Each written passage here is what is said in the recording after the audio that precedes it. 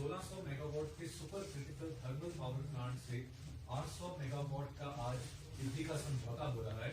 मैं doctor Saket Kumar MD UHPVM और mister वेदशीष director कोल India limited से अनुरोध करूंगा वो सामने आए और एक्सचेंज करें। धन्यवाद।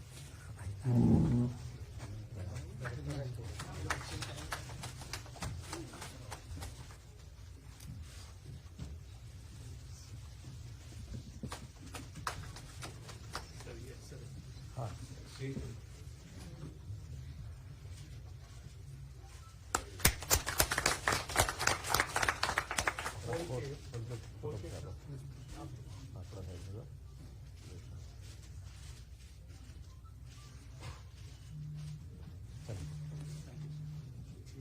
बहुत बहुत शुभकामना।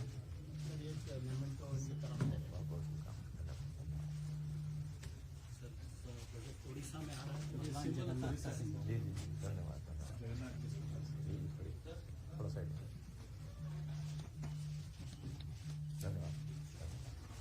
बहुत अच्छा।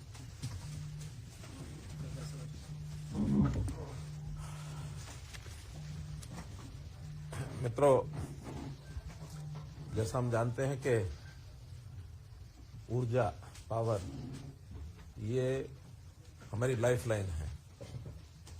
जिस युग में हम चल रहे हैं उसमें ऊर्जा एक जीवन का महत्वपूर्ण अंग बन गया है। और जैसा अपने को पता है कि हरियाणा में पिछले 9.5 वर्ष में ऊर्जा क्षेत्र में बहुत ही हमने महत्वपूर्ण काम किया है। पहली बात तो हमारी जो डिमांड है 2014 में जब हमने सत्ता संभाली थी उस समय 9000 मेगावाट हमारी डिमांड थी और अभी बढ़कर के वो डिमांड 14000 और मेगावाट ये हो गई है। इसकी आपूर्ति हम लगातार अपनी बनाए हुए हैं।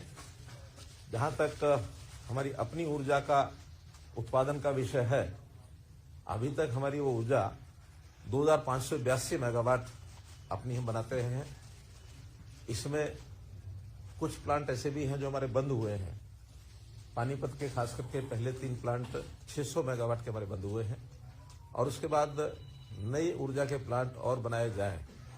इसके अंदर आज एक महत्वपूर्ण जो देखा हमने कि उड़ीसा का ये जो महानदी बेसन पावर लिमिटेड के द्वारा कोल इंडिया लिमिटेड की सहायता से एक प्रोजेक्ट का जब ऑफर मिली, उस ऑफर में हमने आज 800 मेगावाट का एक समझौता इनसे किया है। ये 800 मेगावाट हमको मिलेगी और साथ ही यमुनानगर में जो थर्मल प्लांट पहले हमारा चल रहा है 600 मेगावाट का, उसके साथ 800 मेगावाट का एक नया प्लांट भी हम लगाने जा रहे हैं। उसका टेंडर हो गया है, बहुत जल्दी उसका शिलान्यास भी होगा। तो ये हमारी बढ़कर के जब 1600 मेगावाट की ये और हमको मिल जाएगी, हमारी अपनी 2500 और 800 3382 हो जाएगी और उसके अतिरिक्त ये जो बाहर से हमको मिल रही है ये हमारे उस पूल में जुड़ जाएगी, ताकि हमारी जो 15000 की आज 14000 मेगावाट की जो आवश्यकता है, जब तक ये लगेंगे पूरा होंगे, हो सकता है उस समय और 1000 मेगावाट के लगभग उसकी आवश्यकता और पड़ेगी। तो कुल मिलाकर इसकी आपूर्ति से हो जाएगी और हम पहले भी आत्मनिर्भर हैं, पावर में कोई कमी नहीं है, जितनी हमारे पास सब ठीक है। उसके अलावा हम मार्केट से खरीदते हैं, खास करके उसमें हाइड्रो पावर है, सोलर पावर है, जो सामान्यतः सस्ती मिलती है। उस नाते से हमारी पूर्ति हो रही है और पावर की हमने कमी नहीं आने दी है, चाहे वो इंडस्ट्रियल हो, चाहे वो कमर्शियल हो अथवा डोमेस्टिक हो। बल्कि डोमेस्टिक में तो हमारा जो एक बहुत बड़ी अचीवमेंट है कि हमने 24 घंटे बिजली देने की जो बात कही थी, आज 5800 गांवों में से हैं जिनमें हम 24 घंटे बिजली आपूर्ति दे रहे हैं और जिसको जितनी बिजली जिस समय चाहिए उतनी दे रहे हैं। कहीं कोई पावर की स्थिति ऐसी नहीं है। तो इसलिए एक बहुत बड़ा एक अचीवमेंट आज हमारा ये हुआ है, इसकी जानकारी मैंने आपको दी। अगला करते हैं, आज खरीफ सीजन 2023 में खराब फसलों के लिए अतिरिक्त मुआवजे का वितरण होना है। मैं आदरणीय मुख्यमंत्री जी से अनुरोध करूंगा कि बटन दबाकर 8615 किसानों के खातों में 18 करोड़ 67 लाख रुपए डायरेक्टली ट्रांसफर करें। चलिए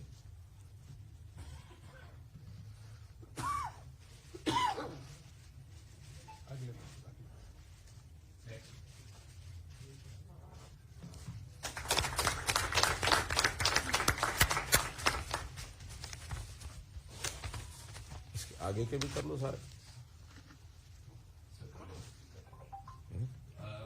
बाकी आज किसानों को विभिन्न योजनाओं में सब्सिडी जो मिली है इसका भी आज वितरण होना है। सबसे पहले भावांतर भरपाई योजना के तहत बाजरा के लिए 177.84 करोड़ रुपए।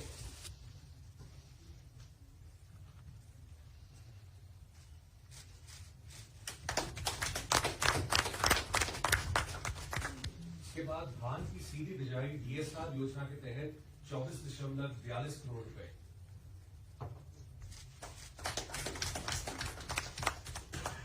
मेरा पानी मेरी विरासत योजना के तहत 25.10 करोड़ रुपए।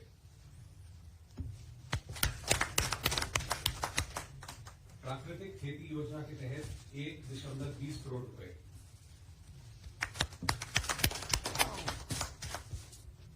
Promotion of agriculture mechanization for in situ management of crop visibility योजना के तहत 237 करोड़ रुपए।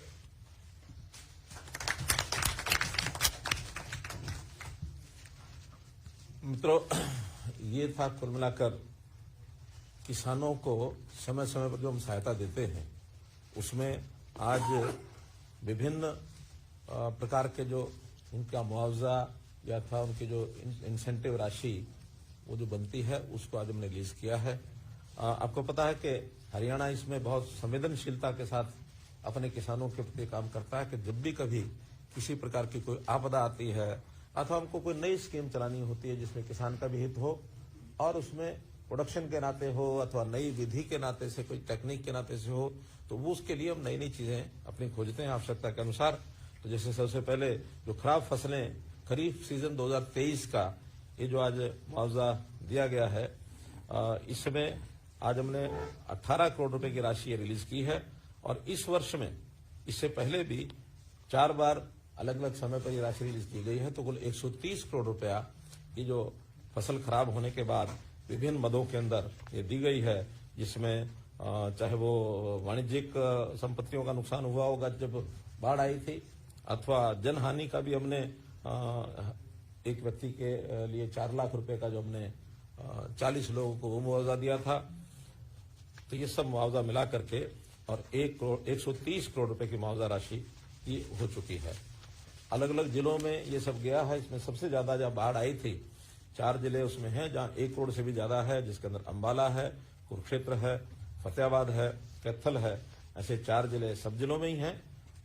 गुरुग्राम में बिल्कुल नहीं है, महेंद्रगढ़ नहीं है, मेवात नहीं है। तो इन जिलों में कोई भी बाढ़ का ऐसा प्रकोप नहीं था। तो ये सब जो उन्होंने सेल्फ जो पोर्टल में सेल्फ डिक्लेयर्ड जो उनकी राशि थी वो भरी गई थी, बाद में उसका वेरिफिकेशन करने के बाद और जो जिसका बनता था वो सब हमने ये दिया है। भावांतर भरपाई योजना जो हरियाणा की एक विशेष योजना है, बहुत प्रदेश अब इसके ऊपर अध्ययन कर रहे हैं कि योजना हरियाणा में किस प्रकार से सफलता से चल रही है। खास करके 2 प्रकार की ये जो भावांतर भरपाई में जाती है, तो बाजरा है जो पिछले 3 वर्ष से लगातार जा रहा है, उसकी भरपाई योजना पहले 650 रुपया गया था, फिर 400 रुपया गया था। इस बार भी रेट के हिसाब से 300 रुपया का जो अंतर है वो 300 के अंतर के हिसाब से कैप करके हमने बाजरे का और आज ये 7,40,000 एकड़ में जो बाजरे की बुआई हुई थी वो रिलीज किया है। 170 करोड़ रुपया 2,50,000 इसमें किसान हैं।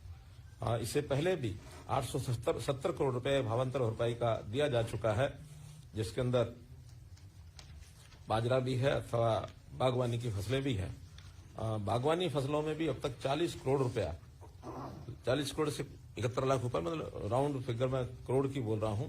तो इस प्रकार से ये दोनों प्रकार की जो फसलों का मुआवजा भावांतर में 1088 करोड़ रुपया अभी तक दिया है। और इस योजना में किसान को भी कोई परेशानी नहीं होती, वो चाहे अपने घर में रखता है अथवा बाजार में बेचता है, तो जो एवरेज रेट वहां उस इलाके का होता है और जो एमएसपी होता है उसका जो डिफरेंस है वो भावांतर का उसको देते हैं। हमको भी कोई परेशानी नहीं होती, उनको भी परेशानी नहीं होती, क्योंकि हमें अगर सारा खरीदना पड़ता है तो उसके बाद में कंजम्पशन का विषय आता है। तो इसलिए एक रास्ता ऐसा निकाला गया है जिसके अंदर सबको ये लाभ होता है। बाजरे की 3,54,000 टन जो है ये हमारी प्रोक्योरमेंट हुई थी 2200 साढ़े 2200 रुपए में, जबकि इसका जो MSP रेट था वो 2550 से था, 2500 रुपए था। इस प्रकार ऐसी दूसरा जो विषय था इस समय धान के नाते से हमने जो योजनाएं शुरू की हैं उसके अंदर एक तो मेरा पानी मेरी विरासत ये किया है। उस मेरा पानी मेरी विरासत में अभी तक हम 2020 में योजना शुरू की गई थी तो 143 करोड़ रुपया ये कुल हम दे चुके हैं, इसके अंदर 118 करोड़ रुपया पहले दिया था और 25 करोड़ रुपया जो है आज 19,500 किसानों को ये आज दिया गया है। इस योजना में 7,000 रुपया प्रति एकड़ की जो है हम बाजरा छोड़कर दूसरी फसल कोई बोता तो उसको दिया जाता है। सीधी बिजाई बाजरे की DSR जिसको कहते हैं उसका भी आज 24 करोड़ रुपया रिलीज किया गया है। इसमें 4,000 रुपया प्रति एकड़ ये दिया जाता है और इसमें भी 47 करोड़ रुपया पहले दिया गया और 24 आज है तो 71 करोड़ रुपए की और ये जो राशि है ये हमने टोटल मिलाकर के इसमें खर्च कर चुके हैं। नेचुरल फार्मिंग प्राकृतिक खेती इसको भी हम प्रोत्साहन दे रहे हैं। इसके दो इसके कंपोनेंट हैं।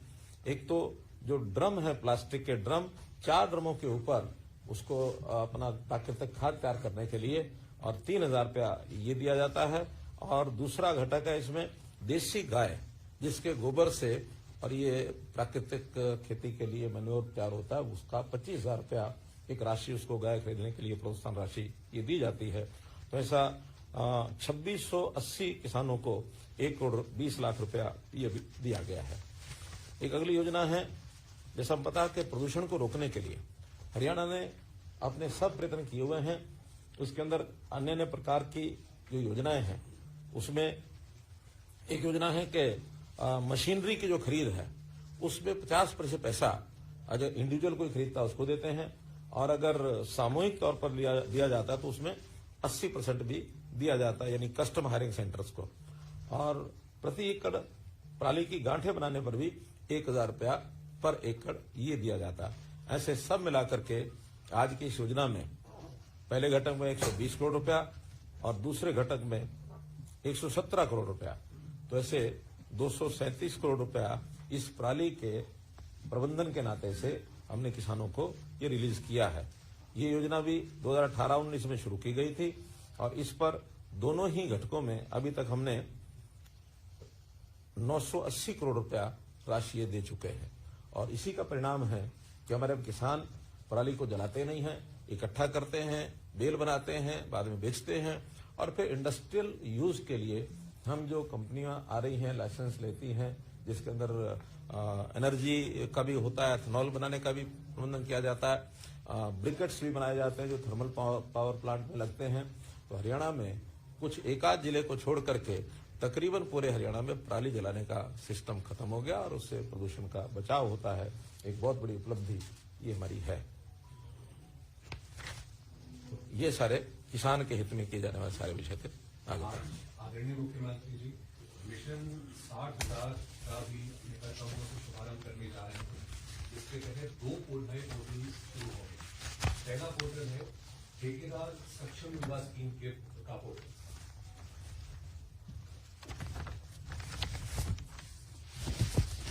आदरणीय मुख्यमंत्री से अनुरोध करूंगा कि बटन दबाएं।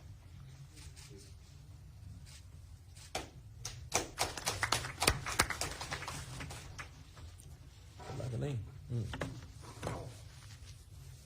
हाँ, तो मित्रों इस विषय में आपको मैं जानकारी देना चाहूंगा कि हमने जहां सरकारी नौकरियों का अपना सिस्टम शुरू किया हुआ है वो भी मैंने घोषणा पीछे की थी और एक घोषणा नई जो की थी अभी पिछले शायद 26 जनवरी को ही कि 60,000 ऐसे लोगों को हम अतिरिक्त काम में लगाएंगे जिसमें उनका व्यक्तिगत काम भी हो सकता है, उनकी कोई ठेकेदारी में कोई इस प्रकार की योजना बनने वो बन सकते हैं।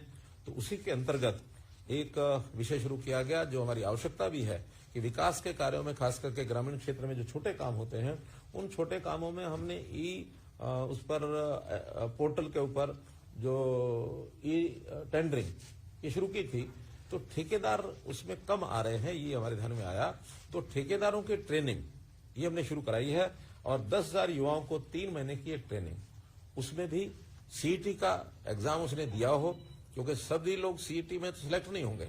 जो सिलेक्ट नहीं होंगे उनको एक ऑप्शन दिया जाएगा कि वो अगर ट्रेनिंग लेना चाहें तो ले सकते हैं, और उसके बाद उनके पास कोई इंजीनियरिंग का ये तो डिप्लोमा नहीं तो डिग्री ये होनी चाहिए, और ये लेकर के आते तो 3 महीने की उनको ट्रेनिंग देंगे और उनको एक सर्टिफिकेट देंगे। ऐसे सर्टिफिकेट वाले जो व्यक्ति हैं 25 लाख रुपए तक का काम लेने का वो एक प्रकार से योग्य हो जाएगा, एलिजिबल हो जाएगा। वो 25 लाख का पहला काम बिना किसी प्रायर एक्सपीरियंस के वो ले सकता है। 1 साल के लिए 3 लाख रुपए का ऋण बिना ब्याज के वो भी उसको दिया जाएगा, ताकि कैपिटल मनी उसको मिल जाए और वो 1 साल के बाद अपना उस पैसे को वापस करे। तो इस प्रकार का भी एक प्रावधान किया है। तो 10,000 युवाओं को ये काम हम देने में और एक प्रकार से सक्षम हो जाएंगे। आज आदरणीय मुख्यमंत्री जी वन मित्र योजना एवं पोर्टल का भी शुभारंभ करेंगे। मैं अनुरोध करूंगा सर पता लगाएं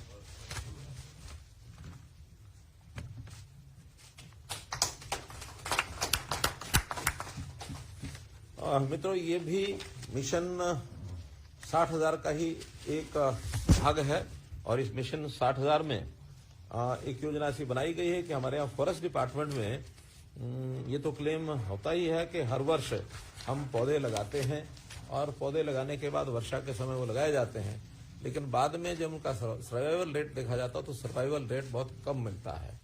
इसको ध्यान में रखते हुए योजना बनाई गई कि पहले साल में हम 7,500 युवाओं को एक ऐसा काम दें ताकि वो पेड़ लगाएं, और पेड़ लगाने के बाद 4 वर्ष तक उन पेड़ों की देखभाल करें, उसमें सिंचाई करें। हमारे फॉरेस्ट मिनिस्टर भी आज साथ हैं, तो इन्होंने पूरा मेहनत करके योजना बनाई है, और मुझे लगता है कि इस योजना में सफलता हमको मिलेगी। और 7,500 लोगों को पहले साल, अगले साल में आवश्यकता पड़ने पर और भी इसमें जोड़े जा सकते हैं। और प्रारंभ में 10,000 रुपए की इनकम उनको हो जाए, उसके बाद फिर हर वर्ष वो बढ़ती चली जाएगी। तो सबसे पहले तो इसके अंदर हमने तय किया है कि जो 1,80,000 रुपए से नीचे की इनकम के लोग हैं, इनमें से युवाओं को छांटा जाएगा। आज जो पोर्टल हम लॉन्च कर रहे हैं, इसमें अपना रजिस्ट्रेशन करेंगे, और योजना का स्वरूप ऐसा है कि जिस एरिया में, गांव में, शहर में वो करना चाहता है, तो जहां कहीं उनको लगता है प्राइवेट जगह हो या कोई पब्लिक प्लेस हो, फॉरेस्ट की लैंड नहीं होनी चाहिए, क्योंकि फॉरेस्ट लैंड पर तो फॉरेस्ट के लोग ही करेंगे। फॉरेस्ट लैंड को छोड़कर बाकी एरिया में वो कहीं भी पेड़ को लगा सकता है। पेड़ को लगाते समय उसको, जिस समय लगाने से पहले जब खड्डा खोदेगा और खड्डे का एक जीपीएस के माध्यम से उसकी मॉनिटरिंग हो जाएगी, तो जितने खड्डे खुदाई करेंगे 20 रुपया उस खड्डे की खुदाई का मिलेगा। इसके बाद जिस दिन वो पेड़ लगा देगा, नर्सरी से उनको पेड़ मिलेंगे, और कोशिश ये रहेगी कि 2.5-3 फुट से बड़ा पेड़ उनको मिले, ताकि वो बाद में लगने के बाद 3-4 वर्ष में बड़ा स्वरूप कर लेगा। छोटी नर्सरी उनको नहीं देंगे, तो 3-3.5 फीट का, 2-2.5 फीट का, 3 फीट का पेड़, यानी बड़ा पेड़ उनको मिलेगा। और जिस दिन वो पेड़ लगाएगा 30 रुपया उस दिन उसको मिलेगा। तो शुरू में पहले ही महीने में 50 रुपया महीना उसको मिल सकता है, और उसके बाद साल भर के लिए 10 रुपया महीना हर पेड़ का। अगर 1,000 पेड़ लगा दिए हैं तो शुरू में 50,000 रुपया मिल जाएगा, और उसके बाद 10,000 रुपया महीने का उनको मिलता रहेगा। और उसमें पानी, खाद, जो कुछ डालना उसको प्रबंध करेगा, और उसका हर महीने जीपीएस सिस्टम में उसको मॉनिटर किया जाएगा कि हाँ, ये पेड़ जो उसने लगाया था वो वही पेड़ आगे बढ़ रहा है। और उसी पेड़ का अगले वर्ष में उसको 8 रुपया मिलेगा, लेकिन अगले वर्ष में नए पेड़ भी वो लगाना चाहेगा तो एक 10% पेड़ अपने बढ़ा सकता है। यानी 1,000 पहले लगाए हैं तो 100 पेड़, इसको अगर ज्यादा लगाना कोई चाहेगा तो 200 पेड़ भी कर सकते हैं, ताकि उसको पिछले भी 8,000 रुपये मिल जाए, और ये नए पेड़ के भी अगर 200 हैं तो 50 रुपए का लगाते समय, और बाद में 10 रुपया यानी 2,000 रुपया ये, ताकि किसी भी कारण से उसकी कीमत लमसम भी अच्छी मिले, और बाद में 10,000 रुपये सुनिश्चित हो जाए। अभी 1,000 पेड़ की अपर लिमिट रखी है। अगर किसी हमारे अनुभव के आधार पर, डिमांड के आधार पर कोई 1,000 से ज्यादा भी लगाना चाहता तो लगा सकता है। 4 वर्ष तक ये पेड़, उसका पैसा उसको मिलता रहेगा। एक बार लगाना है, पहले साल 10 रुपया, दूसरे साल 8 रुपया, तीसरे साल 5 रुपया, चौथे साल 3 रुपया। तो इसे 4 साल के बाद वो जो भी जमीन का मालिक होगा, अगर वो खुद मालिक है तो अपने पास रखेगा, और जो खुद मालिक नहीं है, किसी और की जगह पर लगाया है, किसी के घर में लगाया हो या शमशान में लगाया हो या पार्क में लगाया हो, तो जो उस मैनेजमेंट देखने वाला जो उस एरिया का है, उनको फिर वो हैंड ओवर कर देगा विद एन एफिडेविट। उससे एफिडेविट लेंगे कि वो 10 साल तक इस पेड़ को काटेगा नहीं, कम से कम 4 और 10 14 साल तक पेड़ वो रहे। और इसमें एग्रो फॉरेस्ट्री नहीं आएगी। एग्रो फॉरेस्ट्री में जैसे यूकलिप्टस होता है या पॉपुलर होता है, हाँ, ये कमर्शियल पेड़ ये नहीं आएंगे। जो परंपरागत पेड़ हैं वो जितने लगेंगे उसमें से हमारा फॉरेस्ट कवर ये बढ़ेगा। और जो अभी सर्वाइवल रेट जो कम है उस सर्वाइवल रेट को भी हम सुनिश्चित कर पाएंगे कि ताकि उसकी रक्षा करने वाला एक व्यक्ति है। वन मित्र बनने के बाद वो व्यक्ति अगर दूसरा कोई काम लग जाता है, उसको कहीं किसी दूसरे को भी देना होता है, तो उसको चेंज ओवर करके दूसरे व्यक्ति को भी उस जगह अपनी जगह लगा सकता है। ये उनका अपना इंटरनल सिस्टम रहेगा। तो ये सारा विषय, हाँ, अगर वो चेंज भी नहीं करता और छोड़ के भागता है तो क्या होगा? हमारे पीसीसी में बैठे हैं, ये विषय ध्यान नहीं आया, फिर फॉरेस्ट टेक ओवर कर लेगा। हाँ, यानी कोई मान लो बीच में छोड़ जाता है और कोई आगे वो किसी और को हैंड ओवर नहीं करता तो उसको फिर फॉरेस्ट टेक ओवर कर लेगा। तो इस प्रकार की ये वन मित्र योजना है, ये एक बहुत अच्छी और अपने आप में एक नए प्रकार की योजना हमने लागू की है। मुझे लगता है कि जैसे हमारी बाकी योजनाएं हैं उनका लाभ हमको मिलता है, इसका भी निश्चित रूप से लाभ भी मिलेगा और दूसरे प्रदेश भी इसको अच्छी लगेगी तो उसको वो फॉलो करेंगे। आगे चलिए। मैं रेडियो मुख्यमंत्री जी से अनुरोध करूंगा कि बटन दबाकर हरियाणा कौशल रोजगार निगम के तहत 408 युवाओं को रोजगार प्रदान।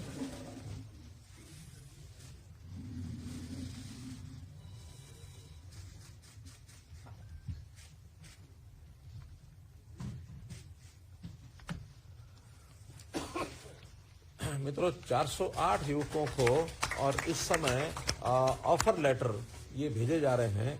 और जैसे हमको पता है कि HKRN में हम लगातार इस प्रकार का प्रयास करके और युवकों को घर बैठे उनको ऑफर लेटर मिलता है। केवल एक डाटा बैंक हमारे पास है, उस डाटा बैंक में उनकी जो क्वालिफिकेशन है और उनका जो एक्सपीरियंस है या अन्य जो शर्तें इसमें हैं वो लेकर के उनको एक रैंकिंग दी जाती है। उस रैंकिंग के आधार पर हायर द रैंक सूनर ही will get the offer letter. लेकिन उसकी क्वालिफिकेशन रिक्वायर्ड है वो होनी चाहिए। तो आज जो 408 किए जा रहे हैं इसमें लेवल 2 और लेवल 3 इसके किए जा रहे हैं। लेवल 1 अभी नहीं किया है। लेवल 1 का इनके होने के बाद जो ये ज्वाइन करेंगे, अगर मान लो इनमें से ये ज्वाइन नहीं करते हैं और हमारे पास इस प्रकार के लोग नहीं है तो फिर बची हुई जो जगह है वो लेवल 3 वालों को भी हम देंगे। लेवल 3 लगभग 2800 हमारे पास इंडेंट्स हैं जिसको अगले किसी भी चरण में 2800 लोगों को वहां भी देंगे। तो इस प्रकार से ये जो शिक्षा, अनुभव या उसकी इनकम, फैमिली इनकम, उन सब के आधार के ऊपर उसकी रैंकिंग की जाती है और इस रैंकिंग के आधार पर ये किया जाता है। तो आज इसकी हमारी अथॉरिटी है, वो अथॉरिटी बैठ करके सारे क्राइटेरिया को तय करती है। जब कभी क्राइटेरिया चेंज करने की भी आवश्यकता होती है तो अथॉरिटी सक्षम है, वो क्राइटेरिया चेंज करती है। लेकिन शर्त यह है कि किसी भी समय क्राइटेरिया चेंज करके नेक्स्ट डे से उसकी नहीं कर सकते उसकी डिप्लॉयमेंट। जो अथॉरिटी चेंज करेगी उसको पब्लिक किया जाएगा और उसके 3 महीने बाद उस चेंज्ड कंडीशंस के आधार के ऊपर भर्ती होगी, ताकि किसी को यह न लगे कि किसी को अचानक लाभ देने के लिए और ये किया गया है। उसके बाद भी 3 महीने तक पुरानी शर्तों पर ही चलेगी। तो ऐसा एक ट्रांसपेरेंट सिस्टम ये बनाया गया है। तो इसका बहुत बड़ा लाभ उन लोगों को हो रहा है जो नौकरी तो करना चाह रहे हैं लेकिन सरकारी नौकरी योग्यता के से उनको वंचित रह जाते हैं, मिलती नहीं है। हाँ, इस बीच में बहुत ऐसे लोग हमारे ध्यान में आए हैं कि जो शुरू में HKRN में लगते हैं, बाद में जैसे ही उनकी अपॉइंटमेंट रेगुलर नौकरी में होती है तो इसको छोड़ते हैं या कहीं और अच्छे अवसर मिलते हैं तो बहुत जल्दी छोड़ते हैं। इसमें हमारा मोटो ये है, sooner you come sooner you go, क्योंकि ये पक्की नौकरी नहीं है, ये आउटसोर्सिंग की है, कच्ची है। पक्के लोग लगने के बाद इनको बाहर होना पड़ता है, इसलिए इट्स नॉट एश्योरेंस के भी लगातार उनको ये मिलती रहेगी। जब तक और नहीं कोई आता है और उनकी रैंकिंग हायर रहती है तब तक ये उसमें लगे रहेंगे। तो इस प्रकार का एक ये भी, इनको सब प्रकार की सुविधाएं भी दी जाती हैं, EPF, ESI, labour welfare fund की वो सब सुविधाएं। और इनको इनका जो पैसा है वेतन वो सीधा बैंक में जाता है। जो पहले ये था ना, ठेकेदार ने ले लिया, ठेकेदार ने लिया तो कितना दिया, कितने पैसे काट लिए और बहुत प्रकार की समस्याएं झेलनी पड़ती थी। हमने ठेकेदारी प्रथा को खत्म करने के लिए एक यूनिक एक सिस्टम बनाया है और यहां तक बन गया है अभी ये कि अभी जो विदेश में हम लोगों ने जो चयन कराया, खास करके इजराइल की जो चर्चा होती थी, तो हमारे एचकेआन के माध्यम से फॉरेन कोऑपरेशन डिपार्टमेंट ने जो काम किया उसको उन्होंने पसंद किया, और बाकी प्रदेशों के जो लोग आए हैं, जो वहां के वो जो क्या पार्टनर होते हैं, ट्रेनिंग पार्टनर, उनके माध्यम से आए, तो बहुत सी शिकायतें उनको मिल गई कि पैसे लेकर के वो भेज रहे हैं। उन्होंने सबको रिजेक्ट कर दिया, और केवल 250 लोग अभी हरियाणा के लगभग 250 हैं जो सिलेक्ट होकर के ट्रेनिंग लेकर के जाएंगे। अब हमारे मेथड को ही वो प्रेफर कर रहे हैं, हो सकता है बाकी प्रदेश भी इसी हिसाब से और आगे बढ़ेंगे, क्योंकि ट्रांसपेरेंट तरीका ये है। इसके अंदर सालाना 10 आकस्मिक अवकाश और 10 मेडिकल अवकाश ये भी उनको दिए जाते हैं। आयुष्मान भारत की सुविधा भी उनको 1500 रुपया लेकर के, और इन सबको जैसे 3 लाख तक की जो एक कंडीशन है कि 3 लाख तक 1500 रुपया देंगे, वो लाभ भी इनको दिया जाता है। अब मैं मुख्यमंत्री से अनुरोध करूंगा कि समर्थ वृद्धावस्था सेवा आश्रम योजना का शुभारंभ डॉक्टर को रिलीज करें।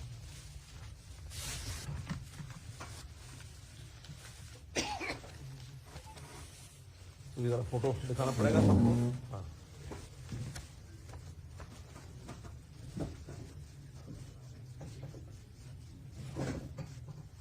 धन्यवाद। मित्रों, ये भी एक योजना ऐसी है जिसकी बहुत आवश्यकता हमको महसूस हो रही थी। हमारे परिवारों के जो बुजुर्ग हैं, बड़ी आयु के लोग हैं, उनके लिए ठीक है कि हमने पेंशन भी सारे देश में सबसे ज्यादा हम देते हैं, लेकिन फिर भी एक आयु के बाद व्यक्ति की आवश्यकताएं शायद परिवार में पूरी नहीं होती हैं। परिवार में उस प्रकार का सम्मान नहीं मिलता है, वो अलग रहने की भी इच्छा करते हैं, कई बार परिवार के लोग भी उनको बाहर करते हैं। तो ऐसे जो बुजुर्ग हैं, जो असहाय हैं, जिनकी आवश्यकता है, उनके लिए हमने ये समर्थ वृद्धावस्था सेवा आश्रम इसका एक लॉन्च किया है। ये आपको जो हमने दिखाया है ब्रोशर, इसके आधार पर अभी हमने कुल मिलाकर 6 जगह पर ये आश्रम पहले चरण में खोलने का योजना बनाई है, जिसके अंदर ऐसे लोग जो चाहेंगे, और खास करके जिनकी आय जो वृद्धावस्था पेंशन लेते हैं उस लेवल तक है, यानी 3 लाख रुपया बुजुर्ग की खुद की और पति पत्नी की आय है, वो एलिजिबल होंगे उसमें रहने के, और उनके रहने की सारी व्यवस्थाएं की जाएगी। जो कंसेंट देगा या जो जाना चाहेगा, ऑप्शन है ये। और एक जानकारी आपको देता हूं कि हमने पिछले दिनों में जो वरिष्ठ नागरिक हैं उनका एक सर्वेक्षण कराया था। पुलिस के जो हमारे कर्मचारी, वरिष्ठ नागरिक, जो रिटायर्ड लोग हैं, उनसे प्रहरी योजना के अंतर्गत, तो वहां खोज मिली है कि 5200 ऐसे वृद्ध हैं जो इस प्रकार की व्यवस्था की खोज में हैं। वो कहते हैं हम घर में रह नहीं सकते और हमारा बेकदरी होती है। ये सब 75 वर्ष की ऊपर की आयु के हैं। तो सबसे पहले चरण में इन विभिन्न जिलों में 5200 की व्यवस्था करेंगे। 6 जिले ऐसे हैं, जगाधरी, सोनीपत, हिसार, झज्जर, बहादुरगढ़, झज्जर, सिरसा और गुरुग्राम। ऐसे इन 6 स्थानों पर व्यवस्था कर ली गई है। 50 का व्यवस्था कम से कम रहेगी। 50 से ज्यादा आवश्यकता पड़ने पर वहां एचएसपी, एवीपी अथवा हमारे अर्बन लोकल बॉडीज वो मिल करके कुछ स्थान देंगे। डिप्टी कमिश्नर उसकी सारी ये देखभाल करेंगे। वहां उनको सबको उनकी जो आवश्यकताएं हैं, उनकी जो दैनिक गतिविधियों में जो जरूरतें हैं, चाहे वो बीमार व्यक्ति है, कोई दिव्यांग है, उसकी चिकित्सा, कोई छोटा मोटा टीवी मनोरंजन, ये भी वहां रहेगा। और नए कौशल, अगर उसमें सक्षम लोग हैं तो उनको कुछ कौशल सिखा करके और वो इंडोर कुछ काम भी करना चाहें तो अपना कर सकते हैं। इस प्रकार का एक मल्टीपल एक्टिविटीज का वो सारा ये केंद्र रहेगा। और ये प्रयोग भी हमने शुरू किया है। 6 स्थानों पर इनका आज हमने लॉन्चिंग की है। जो 3 लाख से ऊपर की आय वाले लोग भी अगर वो रहना चाहते हैं तो पेड बेसिस पर और उनको भी रखने की एक योजना हमने विचार की है। अगर कोई आएंगे तो उसका भी उस सेंटर का क्या खर्च है उसका कैलकुलेट करके उसके लिए भी हम करेंगे। इसके संचालन के लिए एनजीओज जो हैं वो भी आवेदन कर सकती हैं। स्थान हम उपलब्ध कराएंगे, इंफ्रास्ट्रक्चर कराएंगे। उसकी रनिंग में एनजीओज आगे आएंगी तो हमारी अपेक्षा है कि वो आए तो शायद व्यवस्था और अच्छी चल पाएगी। ऐसा भी हमने इसमें विचार किया है। अभी 6 जिले, हाँ, बाद में करते हैं। आज आदरणीय मुख्यमंत्री जी मुख्यमंत्री मातृत्व सहायता योजना के पोर्टल का भी शुभारंभ करेंगे। मैं सर आपसे अनुरोध करूंगा बटन दबा के।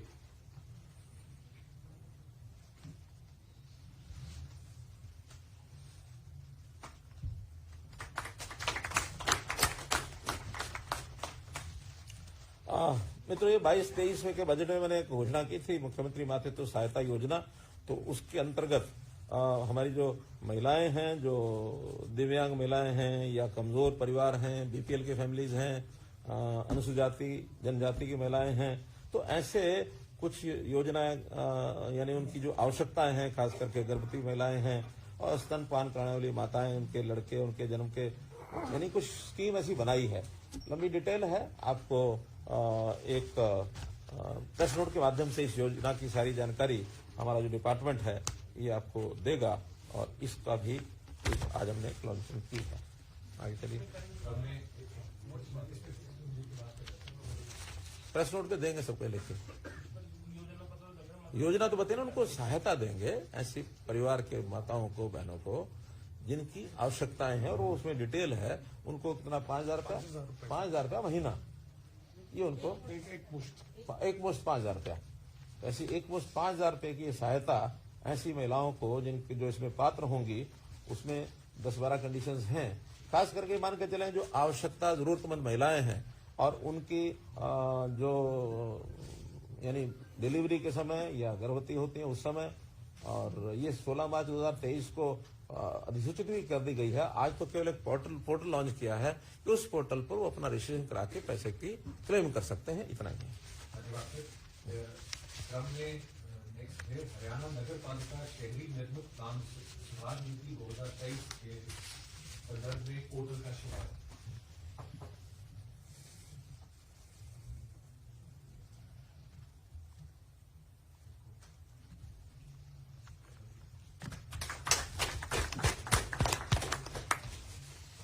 मित्रों, जैसा आपने को पता है कि अभी हमने जन संवाद कार्यक्रम किया, और जन संवाद कार्यक्रम में भी और उसके बाद विकसित भारत संकल्प यात्रा, उस समय भी लगभग 8,000 से ऊपर ये कार्यक्रम हुए हैं। सभी गांव में हुए हैं, शहरों में भी हुए हैं। तो इन 8,000 गांव में जो हमारे पास डिमांड्स आई हैं, कुछ शिकायतें आई हैं, या कई ऐसे केसेस जो पुराने उलझे हुए हैं, उन सबको सॉल्व करने के लिए हम लगे हैं।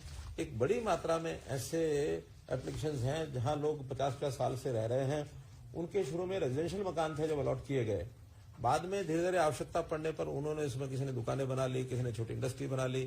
तो उनका एक लैंड यूज तो ओरिजिनली कुछ और था, लेकिन बाद में बदल करके ऐसी बड़ी मात्रा में ये रोग हो गए, और इसके कारण से उनको कठिनाइयां झेलनी पड़ी। कभी यूएलबी का इंस्पेक्टर पहुंच गया, कभी टाउन कंट्री प्लानिंग पहुंच गया, कभी, क्योंकि उल्लंघन तो है ही है। अब उसके लिए हमने एक पॉलिसी बना दी है कि नहीं, इनका कन्वर्जन ये अब रेगुलर हो जाएगा, कि जहां कहीं किसी ने इस प्रकार का इंडस्ट्री अथवा कमर्शियल कोई दुकान अपनी बना ली है, तो उसके लिए कुछ शर्तें ये लगा करके, और उस डिमांड को पूरा करने के लिए रेजिडेंशियल टू कमर्शियल, इसका एक्ट भी बन चुका है, पॉलिसी भी बन चुकी है। आज तो उसका पोर्टल हमने लागू यानी चालू किया है। इस पोर्टल में ऐसी जिसकी डिमांड है वो अपना भर देगा, और भरने के बाद जो पैरामीटर हैं, जो शर्तें हैं, उसकी कुछ फीस है, उस फीस के हिसाब से, और वो उसमें मानो एप्लीकेशन फीस 10 रुपया प्रति वर्ग मीटर है। ऐसे ही कन्वर्जन चार्जेस हैं, उसका विकास शुल्क लिया जाएगा, कंपोजिशन शुल्क है पैसा, और ये पैसा देने के लिए सब लोग तैयार हैं। इंडिविजुअल कुछ केसेस तो हमने कैबिनेट मीटिंग में किए भी हैं और लोग खुश हुए उससे। तो उसके लिए अब जनरल पोर्टल बना दिया कि जो भी कोई अप्लाई करेगा उसको इसका लाभ मिल जाएगा। एक बहुत बड़ा, शहरों में खास करके जो 50 साल पुराने शहर हैं, ऐसी जगह के लिए एक बहुत बड़ी एक सहूलत ये लोगों को हमने दी है। आज आदरणीय मुख्यमंत्री जी पंचायत कार्यों के लिए लेबर रेट में भी बढ़ोतरी। मित्रों, पंचायतों के काफी सुधार हमने किए हैं, बहुत उनको पावर्स डेलीगेट की हैं, फाइनेंशियल भी की हैं, अपने निर्णय लेने के लिए भी किए हैं, और अपने आप वो काम करा सकते हैं डेलीगेशन पावर्स के माध्यम से। उसी में उनकी एक शिकायत थी कि हमको जो रेट्स तय करके दिए जाते हैं, चाहे मटेरियल के चाहे लेबर के, वो वहां की आवश्यकता के हिसाब से कम है, उचित नहीं है, इसलिए उनको काम करने में कठिनाई आ रही थी। लेबर को छोड़ करके बाकी सब तो मैंने पहले डिक्लेयर कर दिए थे, ईंटों का क्या होगा, सीमेंट का क्या होगा, लोहे का क्या होगा, ये सब चीजें कर दी हैं। आज लेबर के रेट भी जो उनकी डिमांड थी, उसमें अलग अलग प्रकार के जो पहले रेट थे, कहीं 680 है, 766 है, 589 है, 68 है। तो ऐसा कुछ तो यानी व्यक्ति की दैनिक मजदूरी के नाते है, कुछ उसके एरिया के नाते से है। जैसे 100 mm मोटा इंटरलॉकिंग पेवर ब्लॉक तो इसका जो रेट है ये पर स्क्वायर मीटर होता है, क्या होता है? पर स्क्वायर फुट है। तो इस प्रकार के सारे रेट अलग अलग हैं। तो उसमें बढ़ोतरी की गई है। उस बढ़ोतरी में 56 रुपए, 53 रुपए, 53, 41 तो अलग अलग रेट की बढ़ोतरी करके उनकी सारी जानकारी लेने के बाद जो उनकी डिमांड थी उसको रैशनलाइज करते हुए ये सारे रेट की बढ़ोतरी की है। और मैं समझता हूँ ग्राम पंचायतों को अभी ये कठिनाई नहीं आएगी। 7.5 सामान्य पक्की ईंटों के साथ ईंट का काम, ये क्या पर किलोमीटर है, क्या है ये? 4436 क्यूबिक मीटर। अच्छा, तो खैर ये जो रेट्स हैं ये अलग अलग प्रकार के, जो हमारा HSR है उस HSR के साथ तुलना करते हुए जहां जहां कम है वहां उसके मुकाबले में ला करके और उनकी कठिनाई को ये दूर किया गया है। मित्रों,